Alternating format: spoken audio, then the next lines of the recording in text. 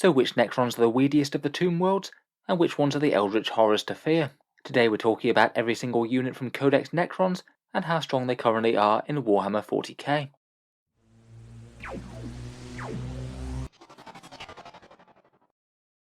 Hello and welcome back to Auspex Tactics, the strategy focused 40k channel, where we're all about getting the most out of our miniatures on the tabletop. In today's video I thought we'd take another look at the Necrons. I've been getting a few requests to redo the tier ranking that I did for them towards the start of 9th, and I think it is quite a sensible one to redo, seeing as there's quite a lot of things that have changed for the faction since the start of 9th, a whole bunch of units getting core, and also some massive points changes as well, most of which have generally changed the faction for the better. So today I thought we'd talk through every single unit in Codex Necrons itself. I've ranked them all into a rough tier ranking, where tier 4 is the weakest and tier 1 is the strongest. We'll touch on each one of them, what I tend to use them for and why I've ranked them where I have, which units I think aren't going to see much play in competitive games, and which are some of the scariest units in the whole faction. I'm afraid in general, for the sake of brevity, there won't be any Forge World units in this one.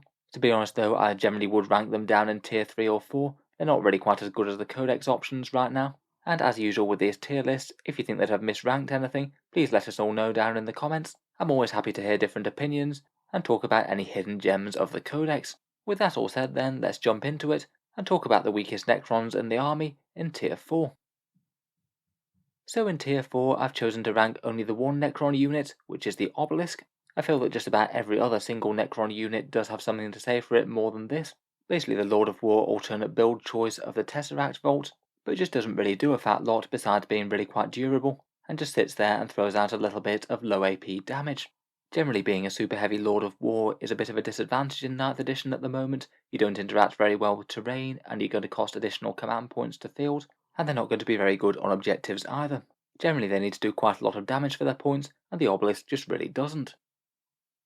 A bit stronger than the worst of the worst though, in tier 3 I've chosen to rank all the things that I think are somewhat usable, have either niche uses or are just a bit expensive for what they do, and in general I don't really think we'll tend to see much play in competitive lists outside of a few niche builds. First up here I've chosen to rank the Annihilation Barge. I maybe perhaps could have been persuaded to put this up to tier 2, but I just feel it's a bit underwhelming for the firepower that it kicks out.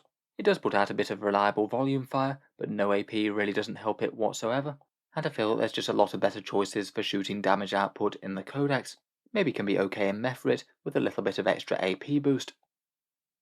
The Plasmancer I think is a Cryptek HQ that they've just got wrong from the start really. He isn't dreadful, he's got a medium strength shooting attack and a few mortal wounds, but the value he brings for his points I just don't think is anywhere near the value of the buffing Crypteks. They also do a little bit of damage output with their shooting attacks, and what's more give some really big meaningful boosts to nearby units. A fun choice but often going to get overlooked I think. Next up, out of the special characters, I feel that Trazyn the Infinite and Nemesor Zandrek are often going to get missed out as well. Compared with either of these, and despite being quite cool, they just feel a bit underwhelming to me compared with generic options, and I feel that even most of the other special character Necron Lords and things do tend to overshadow them. I guess you could see Nemesor Zandrek as a small upgrade in points cost over the Lord if you were fielding one anyway, and you were playing Sotek, and I guess Trazyn's discount on the Relic stratagem is somewhat helpful, but in general if I was looking at Necron special characters, I wouldn't be looking at these guys first. Next up we have the Hexmark Destroyer, which is actually one of the units I might have been a bit more tempted to put up in tier 2 out of this list. This guy's damage output is questionable at best though. It's maybe not too bad for mulching toughness 3 infantry if there's a lot of them about in the meta, and he can also deal a bit of overwatch damage as well. Really though, the main reason that I think people might want to include him is basically being a free deep striking source of command protocols, making him a fairly good choice to accompany say big blobs of flayed ones. And he does also have the potential to bear some fun relics, things like that Uncreator Gauntlet, or maybe a Warlord trait if you're that way inclined. Not terrible in terms of utility, but could use a damage boost I think. Next up we have the Doom Scythe. It did get a solid points cost drop down in chapter approved, going down to 180 points, but I still think it's overshadowed by the other anti-tank choices within the Necron Codex. Doomsday Arcs and Doomstalkers are both feel a bit more efficient, never mind things like Locust Heavy Destroyers.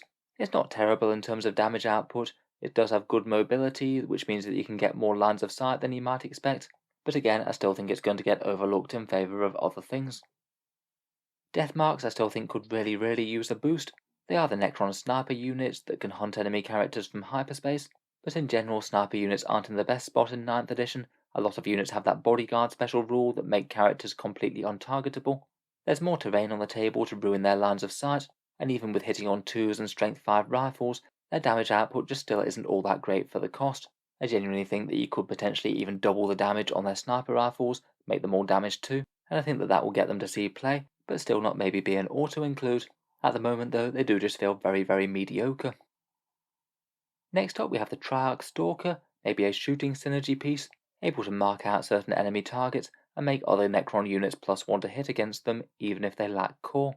I think it's okay, but it's basically usually just going to be worth it in Necron lists that are going really heavy on Necron vehicles and shooting. In the vast majority of more balanced lists, you're really just not going to see this that much.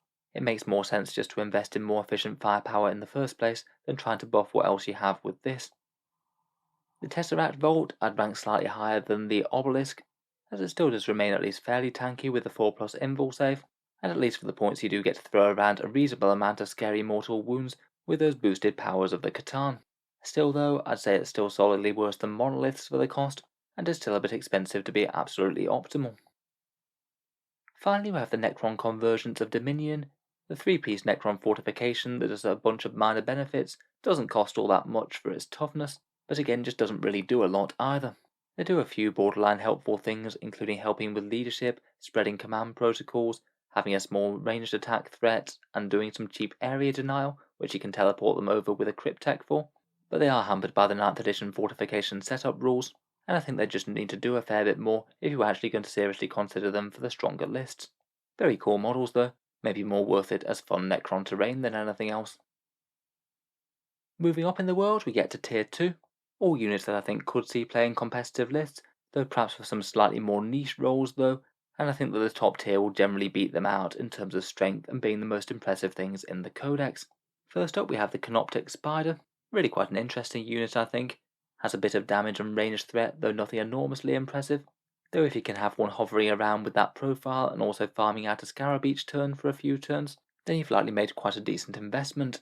Some of the upgrades are quite interesting for it as well. You can be potentially throwing out really quite a lot of mid-strength shooting with those particle casters, and the Gloom Prism seems really tempting to pick up as well, just to add a bit of psychic denial to the Necron army, and at a relatively cheap cost as well. Next up for the anti-tank platforms we have the Doomsday Ark and Doomstalker. These two have always felt like two sides of the same coin to me since the Codex dropped. In terms of damage and defensive profiles they are at least relatively well balanced, though at the moment following the recent points cuts I would put the Doomsday Ark a bit ahead of the Doomstalker. For me those Gauss Flare arrays and the extra potential movement if it wants it tend to outweigh the advantages of the Stalker. The Doomstalker does have its uses though, it has its Overwatch stratagem and can work with that Canoptek control node, so I think that there are arguments that you can make compared with the Ark.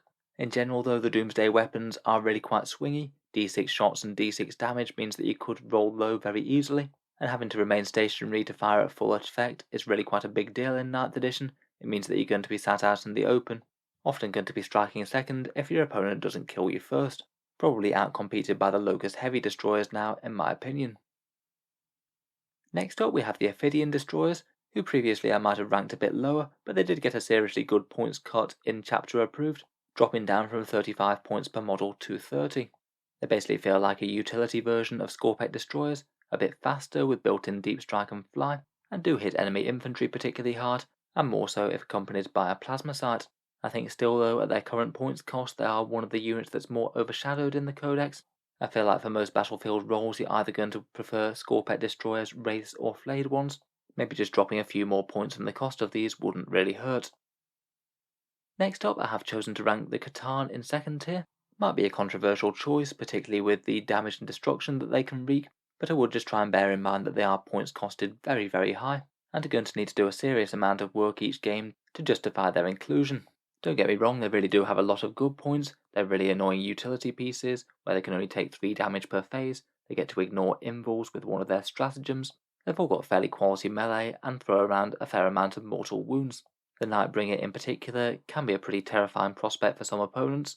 That kind of defense backed up with a melee stat line that's got a good chance of killing just about any one character in a fell swoop is really quite terrifying, but he does cost 370 points, so you are going to need to remove multiple big threats per game to make him worth it.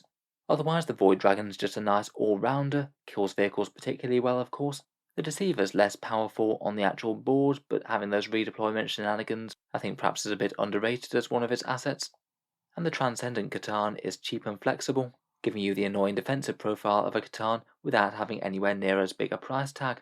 I think they're all kind of fine, certainly going to be annoying for your opponent, but against some armies they can really fall down very quickly indeed. If you're playing, say, Grey Knights or Thousand Sons, who can easily deal damage in the shooting, psychic, and assault phase, there's a good chance you could still lose one in one turn. And with all the damage dealing stratagems out there, there's quite a lot of ways that armies can deal damage in multiple phases, which really wouldn't be good news for them. For the damage output they provide, I do feel that they're a bit on the expensive side. They do pay a premium for their survivability rules, and can perhaps just really struggle against certain armies or units. Still though, certainly far from bad. Including one or two of them in a Necron army isn't the worst choice at all. I just wouldn't really tend to want to go overboard on them. Next up we have the Night Scythe, fairly underwhelming in terms of damage output, even though it did get a small points cut, but really the reason that I ranked it in tier 2 is because of the shenanigans that you can do with Prismatic Dimensional Breach, potentially delivering friendly melee units to the fray automatically, as they can jump out after it's moved. It's definitely a lot more useful now it can transport other core units, so you could potentially put Scorpec destroyers or something in it if you wanted to. I just feel like it's got a bit of a power play now, being able to throw down units far away from where it started, as well as putting out a little bit of fire with those Tesla weapons as well. Following the recent points cut to 330, I have also chosen to rank monoliths in tier 2. As Lords of War go, they may not be on the level of things like the Tau Storm Surge, but for raw stats for what you get for the points, I really don't think they're too bad. Can put out a fair bit of range damage between the Particle Whip and the Death Rays, have a surprising amount of damage output, and can even do a few shenanigans such as teleporting units to them, or using that Prismatic Dimensional Breach stratagem as with the Night Scythe. I feel like one or more of these could actually be a fairly annoying thing for the opponent to have to deal with, though as said with the other Lords of War, they do have their disadvantages, interactions with terrain, and are perhaps particularly a bit of a liability given Tau weapons having massive damage output these days. Obviously you don't want to be running up against Storm Surges or Hammerhead Railguns if you've got a Lord of War on the board. I've also chosen to rank most of the other special characters from the Necrons here. I feel that besides the two that we've already mentioned, all of these do at least have decent use cases for them, though some of them are annoyingly locked to just one dynasty. Illuminor Serraz got a lot more interesting now the Technomancer can heal so many different types of models. Its augmentation works particularly well with things like Scorpec Destroyers and Flayed Ones now they're core too. Imitek the Stormlord I think is just really quite a good all-rounder Necron Overlord. I think it'd see a lot more play if he wasn't locked to Sotek, which is one of the less played dynasties unfortunately. Nemesaur Zandrek can put out some interesting extra buffs with Transient Madness, not too bad for buffing melee units. Noise and Rakir the Traveller. He allows you to give +1 attack to a Necron unit, again very nice in combination with Flayed Ones, Wraiths or Scorpex. Perhaps Orokin the Diviner is a bit more of a niche choice, though I feel that now the Chronomancer staff went up a bit in cost, it's really not all that far behind the standard one, basically doing what the standard Chronomancer does with a little bit more durability, and also having the pretty fun ability to go into Rage mode later in the game with his Orokin empowered stat line. Next up we have the Locust Destroyers, saw a small points cut in chapter approved, fairly mobile and generalist damage platforms, and as core shooting units go they're not too bad a one to heap some buffs on. I have seen some people running 4 of them alongside a heavy destroyer as an interesting firebase. For me though, I think I'd just be a bit more tempted just to run the Locust heavy destroyers outright. I feel that their guns are just so much more efficient for the cost. Tombblades in 9th edition have always struck me as a Necron unit that's just kind of okay. Fast moving anti-infantry firepower, at more or less the price that you'd expect for that fast moving anti-infantry firepower. By no means a bad unit, but I feel a bit overshadowed now they lost one of their main advantages of only being one of the very few core units of Necrons, and Necrons do have quite a few options for dealing with infantry. Next we have the Scorpec and Locust Lord, both maybe slightly more niche choices for buffing destroyers or accompanying them up the board. Reasonably good value for the stats I think, at least when compared with a fair few of the other Necron HQ choices, but I feel that they are a little bit limited in scope maybe. In general, they're a maybe choice if you were running a whole bunch of Scorpec destroyers. I probably wouldn't run them with anything else. I feel like just to have them sitting around buffing Locust heavy destroyers or something perhaps wouldn't be making enough use of their decent melee stats.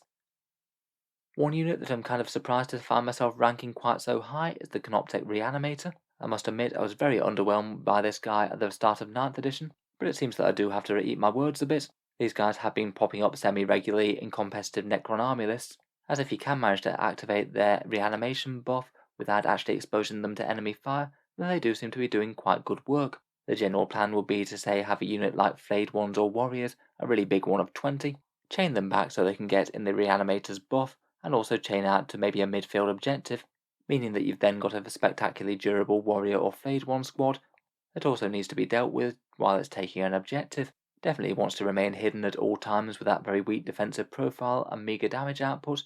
Hopefully it can keep its trick going for a turn or two, and if it runs out of Warriors or Flayed Ones to reanimate, it could actually join the fight itself a little bit, even if it's not generally going to be achieving all that much on its profile. Still far from an auto-include, I think, but people do seem to be making it work.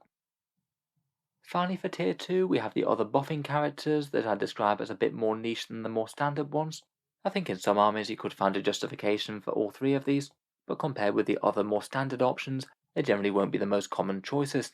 The Warden's got a snazzy gun, but it's mainly just there for falling back and shoot with Necron warrior blobs, potentially useful enough if you are using a few of them, but not really going to be worth it otherwise. The standard Lord is kind of like a discount Overlord. I think in general you are going to prefer an Overlord to him if you do have the points spare, but if you need to absolutely save a tiny amount to go on something else, he will still give you Relentless March and also a small damage boost. Finally, the Psychomancer I think does have a nice idea. He can potentially mess with enemy movement or take away objective secures, but he does so at least fairly unreliably. Having to roll a 3d6 against leadership definitely has the potential to roll low. I feel like even when he works to the best of his abilities, he is still going to be a bit borderline worth it for the points cost, and I feel like his other Cryptek brothers just tend to do a little bit more material things for the points cost. Moving on though, let's get into the tier 1 units, and the units that I think most people are going to draw their most competitive Necron army lists from. First up we have the Warriors and Immortals, the 2 Necron troops choices, both of which I think certainly have their role. Overall for damage dealers, I feel that Warriors are a bit more efficient, fairly big meaty blocks even in their minimum unit size of 10, and they have the best damage output with those Gauss Reapers when they're up close. Big bricks are great for any buffs like Resurrection Orbs, those Canoptek Reanimators, Chronomancers, or the Veil of Darkness, and putting a whole block of them on an objective is a good way to keep it fairly safe from reprisals. Immortals on the other hand are cheaper for a unit of 5 of them, maybe good for filling out slightly cheaper troop slots if you don't want to get even more bricks of Warriors, and can be fairly reasonable to sit on home field objectives while putting out a bit of quality long range fire support. They can also be a pretty decent choice to do actions with as well. 5-man troop squads do tend to be the name of the game in the new mission set. Perhaps one of my single favourite Necron units right now though are the Flayed Ones. For me, I think you could potentially argue that these could be even a tier above most of the top choices. They were maybe kind of a little bit borderline at 13 points, but at 10 points they're just kind of hilariously efficient, particularly now they're a core unit as well. So their big blocks of 20 can get access to a whole ton of powerful defensive and offensive things. In custom dynasties with a pre-game move and obsec, they can be great units just for gumming up the middle of the board. Basically very similar to Warriors in terms of buffs that you can get to stand them back up and things. They can be excellent damage dealers with the buffs. Certain combos can let them have up to 5 attacks at AP-2 strength 5, though admittedly that is a fair bit of investment. And even if you aren't using them as a battle line for damage dealing and defense, they're still excellent utility units. Inbuilt deep strike, and as we mentioned they can have obsec, potentially very easy units just to drop down and retrieve some Nachmund data or something, or attempt nuisance charges on enemy backfield objective holders. Really efficient, and coincidentally one of the single most expensive Games Workshop's models that they sell in terms of the amount of money that you pay per point. Next up though, with one of the easiest Necron units to obtain are Scorpec Destroyers, some of the poster boys for 9th edition. These guys have appeared in the starter sets, Indomitus, and the Imperium magazine, so aren't that hard to come by second hand.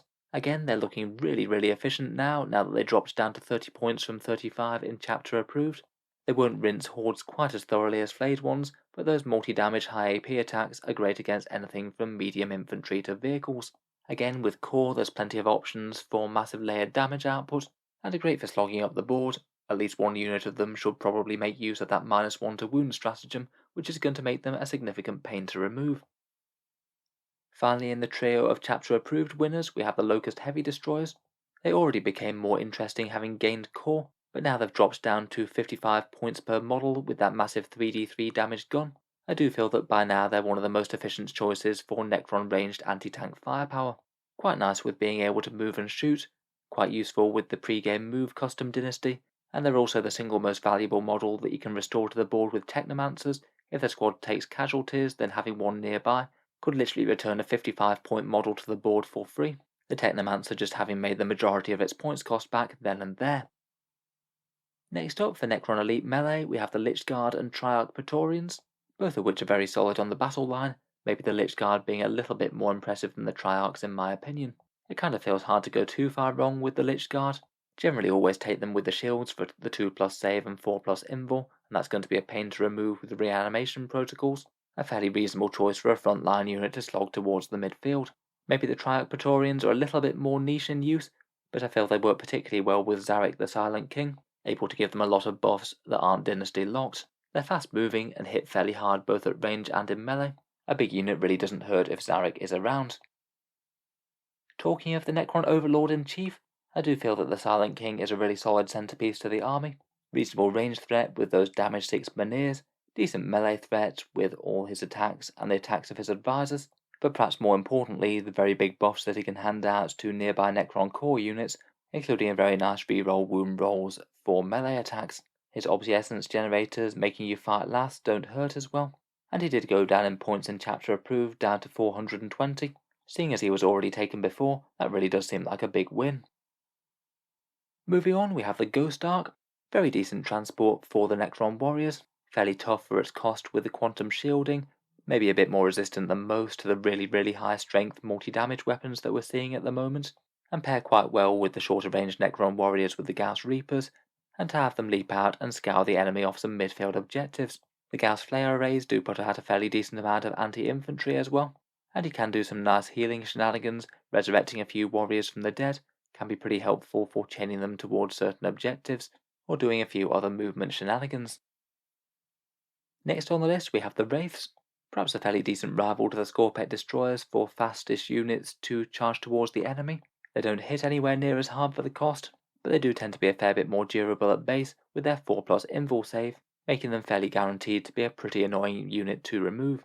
The core buff certainly served them well as well, getting a +1 to hit with those claws really helps out, and also they could be another interesting choice for healing with Technomancers. Potentially you could set up one towards the front of a unit, and potentially make any charge rolls shorter.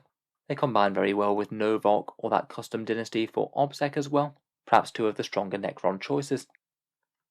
Scarab Swarms I think I would have previously said to be one of the Necron's very strongest choices.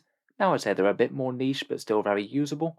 Just having a serious amount of wounds on the board for the points can be really quite annoying, and perhaps take a lot more effort than they're really worth it for the opponent to scrape off the table or the objectives.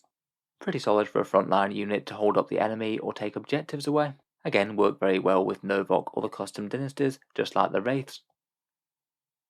Cryptothralls and their 2 model unit do remain very cheap for the stats. For 40 points they're reasonably tough, and put out a lot of melee attacks for the points, provided they are near a Cryptek. I feel they maybe have declined in importance a little bit since the new mission pack updated. 2 model units aren't quite as reliable for doing certain actions, or jumping in table quarters for engage on all fronts for example, but still can be very good for helping out with some things. Could be okay for leaving on a home field objective that's safe, or maybe raising banners and things, anything else that doesn't require a certain squad number to do the action. Just stopping Crypteks from being sniped is reasonable as well. They don't really have the best defensive stat lines compared with other things. Finally, to round up, we have some of the HQs that I think are the ones that are going to see the most play. First up, the Overlord and Catacomb Command Barge. I feel like you're usually going to want at least one of these to lead the faction, maybe a little bit less relevant if Zarek's about, but giving out +1 to hit from My Will Be Done, Relentless March for a bit more speed, and being a good choice to bear certain relics and things, anything that's combat related, or the Orb of Eternity for some decent resurrection. Where the Command Barge is concerned, I feel like it's actually really quite well balanced against the Overlord now. Big gains on the speed and mobility, very handy to have an extra heavy weapon floating around, but also really quite a lot more points as well. Finally, we'll finish up with my 2 favourite Crypteks. Both the Technomancer and Chronomancer are really quite excellent support characters, and I think it's going to be fairly rare lists that don't include at least one of this pair. The Chronomancer can throw his 5+ invul save on a unit and re-rolling charges, really good with things like big squads of warriors, big squads of flayed ones, or maybe Scorpec Destroyers who can make use of both benefits. His lance attack can be a surprisingly potent anti-tank shot, even a small chance at the D3+3 damage is pretty cool to have, and as a defensive buffing character he could be a reasonable choice for bearing that hyper material ablator, the one that gives a friendly unit light cover. The Technomancer, on the other hand, I think has received a whole new lease of life now so many units became core. Each time he sets up something like a Wraith or a Locust Heavy Destroyer from the dead, that's going to be a massive gain on the battlefield. Never mind the fact that he can put out a little bit of fire with his Staff of Light, and might be able to do a few other helpful things too, such as his Canoptic Control node, or a Canoptic Cloak for a bit more speed and maybe some vehicle healing. Overall, both very efficient little buffing characters, just ideally need to be fairly well screened as they are fairly fragile. So I think that just about brings us to the end of our Codex Necrons tier list. I do feel that while their codex certainly wasn't the most overwhelming when it came out, at least Games Workshop have handed out a fairly generous amount of buffs between core and points drops. Hopefully they'll continue to try and support them and keep them somewhat competitive as 9th edition goes on. As always, look forward to hearing your thoughts on the list. Let me know anything that you think that have ranked too high or too low, and what units you're most excited to run with Necrons at the moment. If you've enjoyed the video, feel free to subscribe to Auspex Tactics. I will try and generally keep tier lists coming for just about every other army in 40k, and I'm sure we'll have plenty of other Necron videos as well. Finally, if you have been enjoying all the videos on the channel, I would just like to mention that Auspex Tactics does have a Patreon page, which you can find down in the video description. It is what allows me to make videos quite this regularly, so if you're enjoying a lot, any support is enormously appreciated. Feel free to check it out if you're interested. Channel patrons do get a few advantages, including seeing certain videos early, regular votes to see what sort of things happen next on the channel, and automatic entry into the regular prize giveaways. If any of that's interesting, feel free to check it out down in the link in the video description. In any case, a massive thank you for listening, and I'll hope to see you guys next time.